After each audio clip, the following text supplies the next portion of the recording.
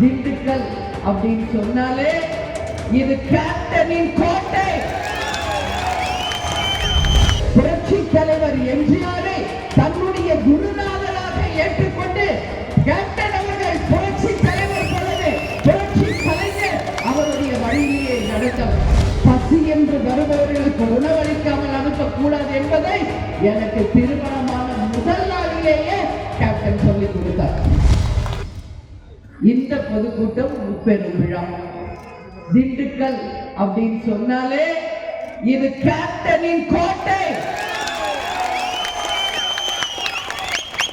நான் இந்த வார்த்தையை சொல்கிறேன் என்றால் அது மிக இல்லை. நான் ஏன் சொல்றேன்றதை நீங்க புரிஞ்சுக்கணும். கேப்டனை 1990 ஜனவரி 31 திருமணம் செய்து அன்றைக்கு உங்கள் அந்நியாராக நான் வந்ததிலிருந்தே நான் பார்க்கிறேன். கேப்டன் கூட திண்டுக்கலுக்கு வரும்போதெல்லாம் மக்கள் வெள்ளத்துலதான் தலைவர் வந்திருக்கார். ஒரு பொதுக்கூட்டமாகட்டும், ஒரு தேர்தல் பிரச்சாரமாகட்டும், அந்த அளவு கேப்டன் மீது மிகப்பெரிய அன்பும் பாசமும் கொண்டவர்கள் நமது திண்டுக்கல் மாவட்டத்தை சேர்ந்தவர்கள் என்றால் இது உண்மை. இன்னைக்கு கேப்டன் மறைவுக்கு பிறகும் கேப்டன் ஆலயம் என்று நமது தலைமை கழகத்திலே நமது தலைவர் அவர்கள் இருக்கும் இடத்திலே தினந்தோறும் ஆயிரக்கணக்கான மக்கள் தமிழகம் முழுவதும் இருந்து கேப்டன் ஆலயத்திற்கு வந்து கொண்டிருக்கிறார்கள். வருகின்ற அனைவருக்குமே கேப்டனை தரிசித்து உணவு அருந்தி என்னை சந்தித்து என்னுடன் புகைப்படம் எடுத்துக்கொண்டு அவர்கள் திரும்பி வருவது ஒரு தினந்தோறும் ஒரு நடவடிக்கையாக இருக்கிறது. அப்படி வரும் பொழுது நான் எல்லாரிடையுமே பேசுவேன்.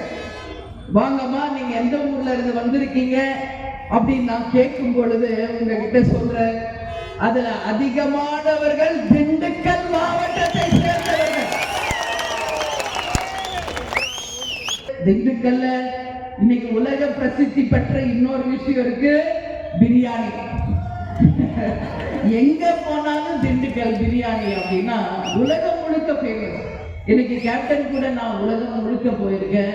எந்த ஊருக்கு போனாலும் திண்டுக்கல் பிரியாணி அங்க கிடைக்கும். அந்த அளவு இன்னைக்கு பிரசித்தி பெற்ற ஒரு உணவாக, அதுவும் நமது கேப்டனுக்கு மிகவும் பிடித்த ஒரு உணவு திண்டுக்கல் பிரியாணி. ஏன்னா எங்க மாவட்ட கழக செயலாளர் நீங்க கேட்டீங்கன்னா சொல்லுவாங்க, கேப்டன் திண்டுக்கலுக்கு வந்தாலே எனக்கு அந்த பிரியாணி வாங்கி வச்சிருக்கோம் அப்படின்னு சொல்லுவாங்க.